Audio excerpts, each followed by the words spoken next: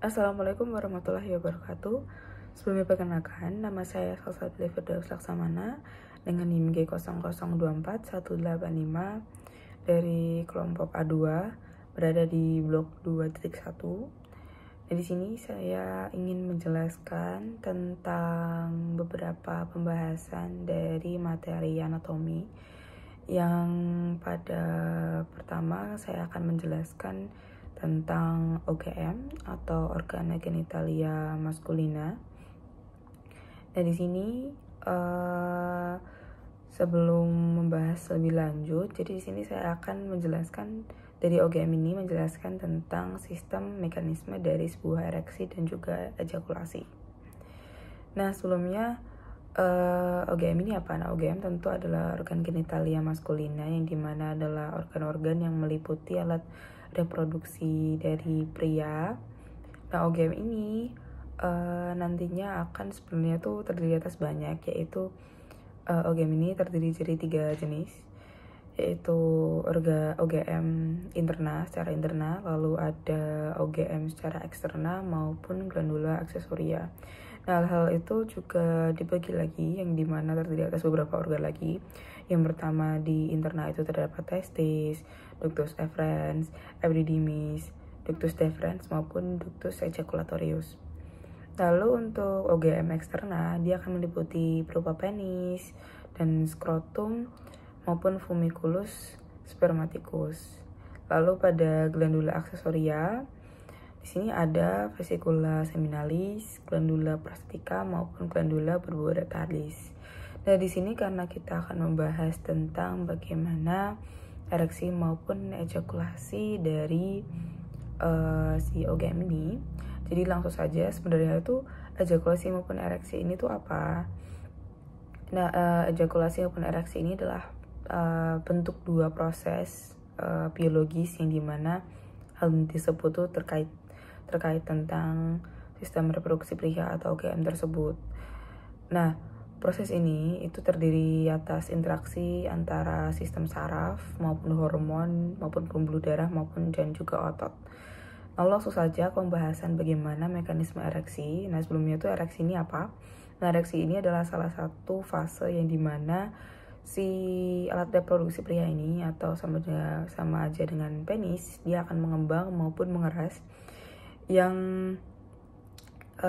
dimana step-stepnya itu berawal dari rangsangan seksual atau stimulasi seksual yang dimana secara fisik maupun fisiologis terjadi pada alat reproduksi pria itu tersebut. Lalu setelah adanya rangsangan, otak ini akan menerima sebuah rangsangan tersebut kan, dan juga lalu dia akan mengirimkan suatu sinyal melalui saraf parasimpatis. Jadi dikarenakan dia sinyal ini melalui saraf parasimpatis, jadi sama saja dengan mekanisme ereksi ini termasuk dalam mekanisme parasimpatis. Nah, pada saraf parasimpatis ini ke penis dan menyebabkan adanya pelepasan senyawa kimia seperti NO atau oksida nitrat. Nah, lalu selanjutnya dengan oksida nitrat ini memicu adanya relaksasi otot halus di pembuluh darah penis, lalu dia akan mengarah kepada pelebaran pembuluh darah atau vasodilatasi. Nah, pembuluh darah ini lalu juga berupa arteri yang akan membawa darah ke penis. Nah, ketika pembuluh darah ini membawa darah ke penis sehingga melebar, sehingga lebih banyak darah itu akan mengalir ke dalam tubuh penis. Yang sama saja, pembuluh darah ini akan mengalirkan darah keluar dari penis sehingga mengalami adanya penyempitan dan juga menyebabkan adanya darah terperangkap di dalam penis. Nah, karena itu peningkatan aliran darah ini terperangkap sehingga pengembangan penis atau ereksi pun terjadi. Nah, setelah ereksi tibalah mekanisme ejakulasi yang dimana apabila ereksi ini akan suatu pengembangan dan penahanan dari pengembangan tersebut. Nah, ejakulasi ini itu adalah proses dari pengeluaran semennya yang dimana dia akan mengandung sperma itu keluar dari uretra melalui uretra dari si penis. Nah, ada 2 tahap dalam ejakulasi ini, yaitu ada tahap emisi. Nah, tahap emisi ini itu berupa sperma ini akan pertama diproduksi dulu dari si testis, sehingga cairan dari kelenjar prostat maupun vesicula seminalis itu diproduksi dan dikumpulkan di bagian belakang uretra. Jadi bahkan sebelum keluar tuh mereka masih dikumpulkan terlebih dahulu di belakang uretra, yaitu saluran yang menghubungkan kandung kemih dan juga penis. Nah, emisi ini akan terjadi sebagai respon terhadap rangsangan seksual yang berkelanjutan. Jadi apabila ereksi ini terjadi dan sifatnya berkelanjutan, maka akan terjadi tahap emisi ini. Nah, lalu setelah tahap emisi terjadi, maka baru terbentuknya tahap ejakulasi, yang dimana otot-otot yang pada di sekitar panggul ini akan berkontraksi dengan kuat dan memaksa untuk semen yang udah tertahan di belakang uretra ini untuk keluar, sehingga ejakulasi ini terjadi dan mengeluarkan semen. Nah, ejakulasi ini biasa terjadi pada puncak orgasme seksual yang dimana merupakan respon dari fisik maupun emosional terhadap suatu stimulasi adanya rangsangan yang sangat intens. Baik, untuk selanjutnya. Nah, selanjutnya saya akan membahas tentang OGF atau organa genitalia feminina, yang bisa dikatakan sebagai alat reproduksi wanita. Seperti yang tadi, yaitu OGM sebagai organa genitalia maskulina atau reproduksi pria, sementara OGF ini akan membahas tentang alat reproduksi wanita.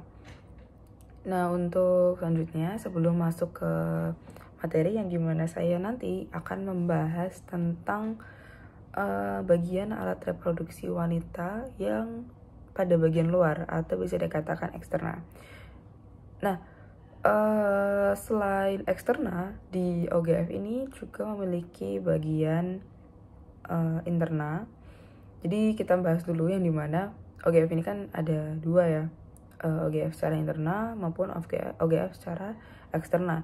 Yang dimana kalau OGF secara interna itu terdiri atas beberapa banyaknya organ yang dimiliki oleh wanita, yang diantaranya itu ada seperti ovarium, ada tuba uterina, ada uterus, maupun cervix dan vagina. Nah, seperti halnya ovarium ini secara garis besar itu jumlahnya sepasang, homolog atau sama dengan testis, berletak pada fossa ovarika. Lalu juga beberapa organ lainnya seperti si uterus, yang dimana si uterus ini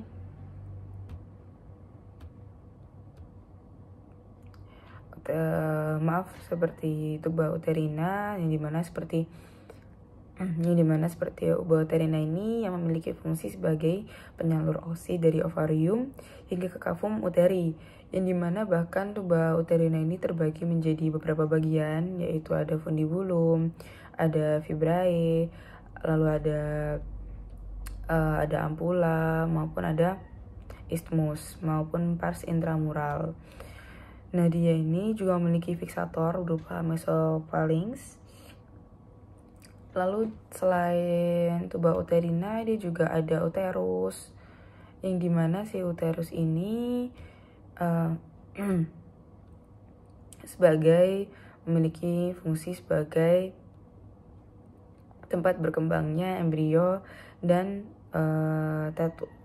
fetus hingga kelahiran terjadi. Nah, letaknya itu ada pada pelvis minor. Nah, bahkan uterus ini memiliki dua struktur, yaitu struktur eksternal maupun internal, yang dimana eksternalnya ini terdapat fundus uteri, corpus uteri, maupun cervix uteri. Lalu untuk struktur internalnya, dia juga memiliki cavum isthmus, canalis cervix, dan juga cavum. Lalu cepat saja langsung ke OGF internalnya, yang dimana dia. Baik, langsung saja kita ke penjelasan selanjutnya, yaitu ada pada OGF atau organa genitalia feminina. Sama sebelumnya seperti yang OGM, sementara yang di saat OGM adalah alat reproduksi pada laki-laki maupun pria, di OGF ini, dalam organa genitalia feminina ini, kita akan membahas tentang alat reproduksi yang ada pada wanita. Nah, sebelumnya Sebelum memasuki pembahasan utama yang dimana nanti saya akan membahas tentang apa saja pada bagian-bagian dari OGF pada bagian eksternal. Kita mengenal lebih dalam dulu apa itu OGF secara keseluruhan, yang dimana OGF ini terdiri atas dua bagian, yaitu OGF secara internal maupun OGF secara eksternal, yang dimana apabila diketahui OGF secara internal itu dia terdapat adanya beberapa organ berupa seperti ovarium, lalu juga ada tuba uterina atau bisa dikata sebagai tuba falopi, lalu dia juga memiliki adanya cervix, lalu dia juga adanya uterus dan juga maupun vagina. Memberi gambaran secara besar terlebih dahulu bagaimana organ-organ yang ada di internal itu. Yang pertama ada si ovarium, yang dimana dia ini memiliki ciri atau homolog yang sama dengan testis pada pria, dan dia berletak pada fosa ovarika dan berfungsi sebagai endokrin atau menghasilkan hormon progesteron maupun estrogen. Dan juga dia juga selain endokrin juga dia bekerja sebagai eksokrin, yang dimana dia akan menghasilkan ovum. Nah, lalu sudah kita tahu ovarium berbentuknya sepasang ya. Lalu selanjutnya kita ke tuba uterina atau tuba falopi. Dia di sini berfungsi sebagai penyalur oosit dan juga tempatnya terjadi fertilisasi. Dia juga memiliki fiksator berupa mesosalpinx. Lalu dia juga memiliki jumlah sepasang ya jadi dia akan bergabung seperti dia akan menyatu pada vagina pada bagian fimbriae. Oh ya, dia juga memiliki 4 bagian terstruktur, yaitu ada fimbriae, ada isthmus, ada fimbriae, ada infundibulum, ada isthmus maupun pars intramular dan juga ampula. Nah, di bagian pertama tuh ada pada bagian infundibulum, yang dimana bedanya pada pria, wanita ini membuka ke arah kavitas peritonealis melalui ostimus optimal tuba uterina. Lalu pada dia memiliki ampula, yang dimana ampula ini dia adalah bagian tuba yang melebar, sementara isthmus ini dia adalah bagian yang paling sempit untuk berbatasan dengan dinding uterus. Lalu ada pars intramural atau interstitial, yang dimana dia adalah bagian tuba yang menembus ke myometrium dan terbuka ke cavum uterim melalui ostium uterinum tubae uterina. Itu untuk tuba falopi. Lalu kita akan ke uterus. Penjelasan sedikit tentang uterus, dia adalah tempat berkembangnya embrio dan juga fetus hingga pada waktu kelahiran nanti. Dia berletak pada pelvis minor dan dia juga memiliki 2 bagian struktur, yaitu struktur secara eksternal maupun secara internal. Yaitu secara eksternal ada fundus uteri maupun corpus uteri dan juga cervix uteri. Sementara itu untuk struktur eksternal ya. Untuk struktur internal ada cavum uteri, lalu ada isthmus uteri maupun kanali cervix uteri. Itu untuk uretra. Lalu selanjutnya setelah pembahasan secara garis besar, kita bisa langsung membahas ke topik utama, yaitu tentang OGF secara internal, yang dimana OGF secara internal ini dia dibagi menjadi beberapa bagian tentu saja, yaitu ada sekitar 3. Yang pertama tuh ada mons pubis, yang dimana mons pubis ini dia adalah merupakan salah satu bagian pada area kulit menonjol dan juga menutupi simfisis osis pubis dan juga ditutupi oleh rambut pubis atau pubes. Nah, di sini pada struktur internal juga terdapat klitoris, yang dimana klitoris ini merupakan organ erektil yang homolog atau sama dengan glans penis pria. Lalu pada organ ini dia juga terdapat labia mayora atau labia majora. Dan di sini dia merupakan pelipatan kulit yang menonjol membentang ke arah caudodorsal di mons pubis. Dia di sini homolog dengan skrotum pria dan memiliki arah ke anterior dan juga posterior. Nah, labia mayor secara dexter maupun sinister ini akan saling bertemu membentuk kamysura laborium anterior et posterior. Lalu ada labia minora atau labia minor, yang dimana dia ini adalah juga pelipatan yang tidak mengandung lemak dan kulit yang tidak berambut. Dia terletak pada bagian kedua labia mayora. Nah, labia minor ini membatasi bagian lateral dari OUE dan juga orificium vaginae. Nah, pada wanita ini yang sudah berpubertas, akhiran posterior dari labia ini akan berhubung membentuk frenulum laborium pudendi atau fuse.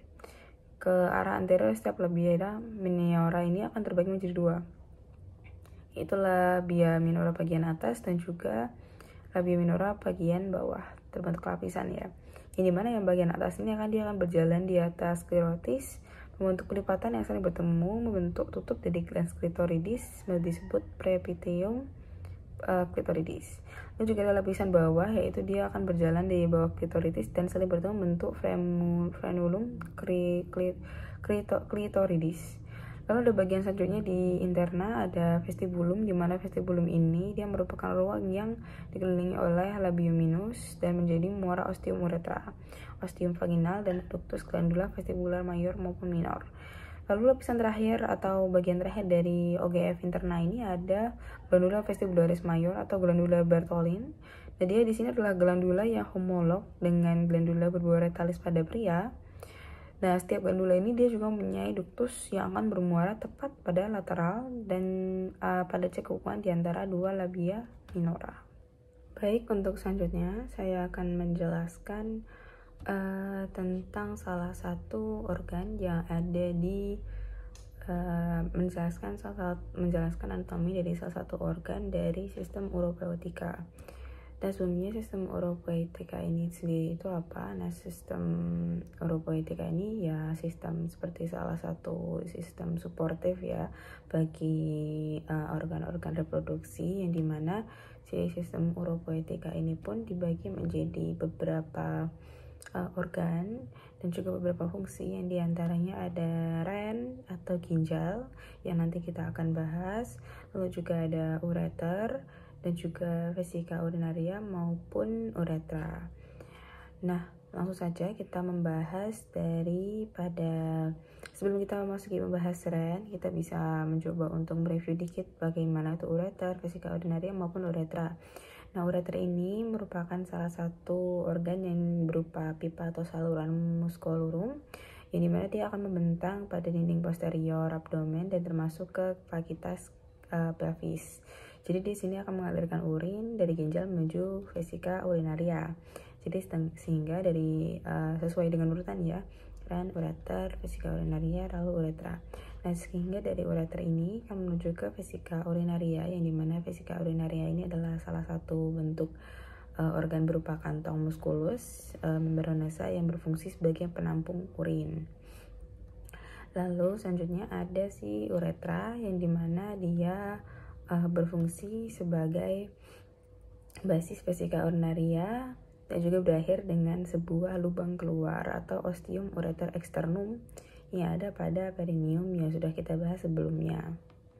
Nah, bahkan uretra ini dia dibagi menjadi dua, yaitu sesuai dengan organ reproduksi pria dan juga wanita, yaitu uretra maskulina atau uretra virilis dan juga uretra feminina atau uretra mulieribus.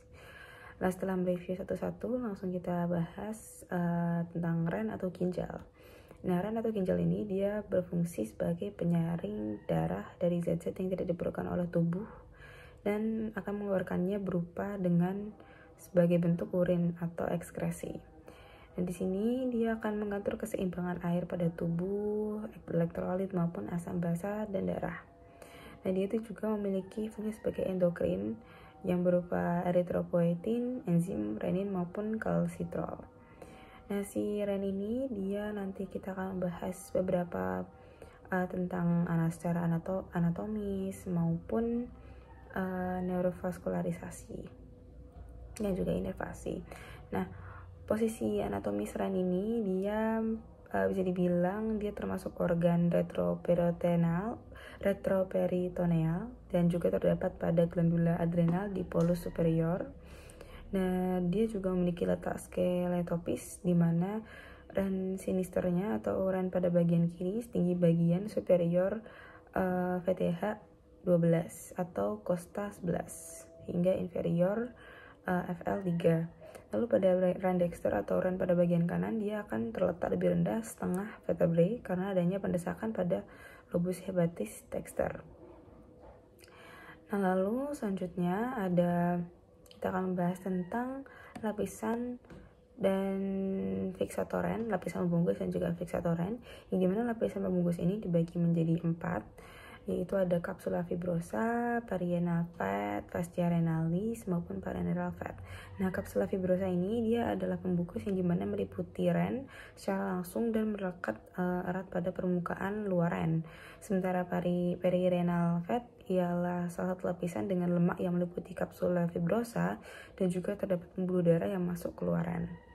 Lalu juga ada lapisan berikutnya, ada fascia renalis yang dimana berbentuk seperti lapisan membranosa terletak pada luar perirenal fat ren dan juga glandula suprarenalis yang dimana di sini akan membungkus ren, glandula adrenal dan juga bagian depan atau pada fascia garota. Nah, lalu ada paraneral fat yang dimana dia adalah lemak yang terletak pada luar fascia renalis di bagian posterior dan juga posterolateral ren. Di sini juga ada fiksator yang dimana dia menjadi penyokong dan memfiksasi ren untuk agar tetap pada tempatnya, yang dimana dia terdiri atas fascia renalis, lalu ada arteria maupun vascular renalis, dan juga ada corpus adiposum yang terdiri atas parenal dan perirenal fat. Beralih dari lapisan pembungkus dan juga fiksator, ren ini juga mempunyai struktur internal maupun struktur eksternal, yang dimana struktur eksternalnya ini terdiri atas 3, yaitu ada fasies. Fasies ini ada anterior dan juga posterior, lalu polus ekstremitas yang terdiri atas superior atau cranealis dan berhubung langsung dengan glandula suprarenalis. Lalu juga ada inferior caudalis, lalu terakhir ada margo, yang dimana tadi struktur eksternalnya ada fasies, polus maupun margo. Nah, margo ini dia ada lateral maupun medial. Lalu beralih ke struktur internal, yang dimana struktur internal ini terdiri atas cortex renalis dan juga cortex medulla renalis, yang dimana cortex renalis ini di dalamnya terdapat columna renalis seperti ini dan juga arcus corticalis. Sementara medulla renalis terdapat piramida renalis, papilla renalis, foramina papillaris, calyx minor, calyx major maupun pelvis renalis. Lalu langsung masuk kepada bagian vaskularisasi ren, yang dimana fasa dalam di sini fasa arteriosa yang menuju ren berupa arteri renalis, aorta abdominalis, ke arteri renalis dextra et sinistra pada anterior et posterior masuk ke hilus, ke arteri lobaris atau R primaris, masuk ke piramida renalis, lalu ke arteri interlobaris, berjalan di columna renalis ke arteri arcuata, berjalan di basis piramid renalis, ke interlobularis, lalu ke eferen glomeruli, lalu ke glomerulus yang berhubungan dengan kapsula Bowman dan sehingga membentuk corpusculum malpighi sehingga difiltrasi menjadi urin. Nah, sebagian kecil darah tidak akan difiltrasi melainkan tetap mengalir di glomerulus menuju dengan eferen glomeruli atau arteri rekta yang berfungsi untuk reabsorpsi di tubulus ginjal. Itu vaskularisasi ren. Lalu selanjutnya ada inervasi ren, yang dimana dia terdiri atas plexus renalis, yaitu somatic afferent berupa nervis planchinici, thoracici, dan juga ada terdiri atas simpatis, yaitu nervus plancisus major et nervus plancisus minor, jadi ada plancisus major maupun plancisus minor. Lalu ada parasimpatis yang terdiri atas nervus vagus. Untuk sekian penjelasan dari saya tentang garis besar sistem uropoetika maupun tentang ren. Sekian, terima kasih. Mohon maaf apabila ada salah. Assalamualaikum warahmatullahi wabarakatuh. Sekian penjelasan beberapa dari saya dari OGF, OGM maupun sistem uropoetika. Mohon maaf apabila ada salah kata maupun penafsiran atau bahkan penjelasan yang kurang jelas. Mohon maaf apabila ada kesalahan. Sekian, assalamualaikum warahmatullahi wabarakatuh.